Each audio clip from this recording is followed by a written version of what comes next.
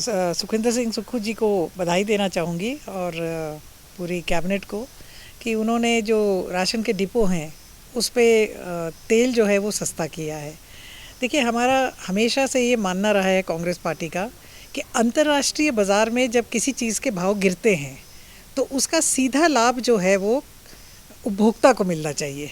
तो इसी कड़ी में जो आप जानते हैं कि अभी अंतर्राष्ट्रीय और राष्ट्रीय बाज़ार में तेल का दाम जो है थोड़ा कम हुआ है, ख़ास करके जो ये कड़वा तेल है या अपना दूसरा जो पाम ऑलिव ऑयल है और दूसरा जिसको कि हम यहाँ देते हैं राशन के डिपो पे, तो ये अच्छा कदम है और इससे थोड़ी बहुत निजात महंगाई से मिलेगी। जहाँ तक हम टूरिज़्म की बात देखें तो मेरे चुनाव क्षेत्र का जो एक नाम है डलहौज़ी, हालांकि चुनाव क्षेत्र ज़्यादातर रूरल एरिया है, मगर डलहौज़ी शहर राष्ट्रीय और अंतर्राष्ट्रीय स्तर पर माना जाना एक टूरिस्ट स्पॉट है और हिमाचल प्रदेश में टूरिज़्म को बढ़ावा देना ये किसी भी सरकार की प्राथमिकता होनी चाहिए। और मुझे खुशी है कि हमारी कांग्रेस की जो हिमाचल में सरकार है, सुखविंदर सिंह सुक्खू जी के नेतृत्व में काम कर रही है। इन्होंने कांगड़ा एयरपोर्ट को बढ़ावा देने का फैसला किया है। कांगड़ा के एयरपोर्ट में अगर बड़े जहाज़ उतरेंगे, निश्चित तौर पे एक तो किराए में कमी आएगी। आज की तारीख में जब सीज़न आता है तो दिल्ली और धर्मशाला का किराया काफ़ी बढ़ जाता है, काफ़ी ज़्यादा बढ़ जाता है। निश्चित तौर पे उससे हमारे पर्यटकों के आने जाने में असुविधा होती है। तो जब बड़े फ़्लाइट आएगी, जब बोइंग लैंड कर सकेगी, एयर बसेस लैंड कर सकेंगी, तो किराया जो है वो कम हो जाएगा।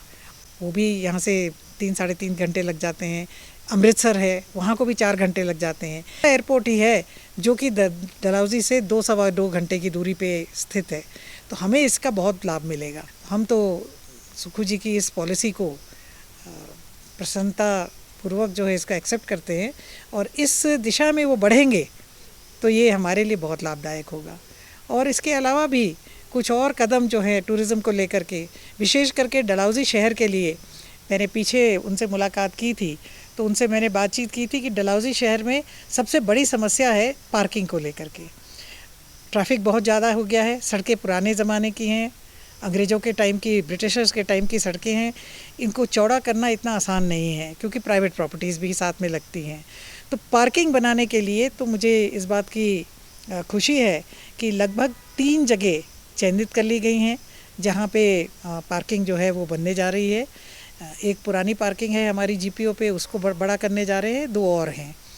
इसी तरह से डलहौज़ी से आने जाने के रास्ते जो है वो एक ही है जो बनीखेत को जाता है। तो ऑल्टरनेट रूट्स डेवलप करने के लिए भी मैंने उनसे चर्चा की थी। तो हम 2-3 इस तरह के रूट निकाल रहे हैं जो डलहौज़ी से सीधे जो है नेशनल हाईवे तक निकले। हमारे जो उप मुख्यमंत्री हैं श्री मुकेश अग्निहोत्री जी, वो यहाँ आए थे। तो जो ये रोपवेज़ का महकमा है ये उप मुख्यमंत्री जी के पास है, तो हमने उनसे बात की थी। होता क्या है कि हम स्थानीय स्तर पे अपनी तरफ से सजेशन देते हैं कि यहाँ से यहाँ रोपवे लगा दिया जाए। वो कई बार जो है वो टेक्निकली फ़ीज़िबल नहीं होता है। तो मुकेश अग्निहोत्री जी से हमारी चर्चा हुई थी और उन्होंने ये बात कही है कि वो एक टेक्निकल टीम भेजेंगे हमारे डलहौज़ी के इर्द गिर्द कहीं भी जहाँ टेक्निकली फ़ीज़िबल हो, क्योंकि आप जानते हैं कि डलहौज़ी के साथ लगता हुआ एरिया जो है ये वाइल्ड लाइफ सेंचुरी है।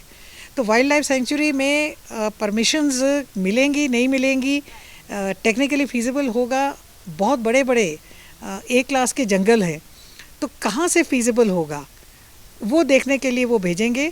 और मैं सुक्खू जी की इस पॉलिसी का स्वागत करती हूँ कि जितने पर्यटक स्थल हैं वहाँ पे रोपवेज़ को बढ़ावा दिया जाए।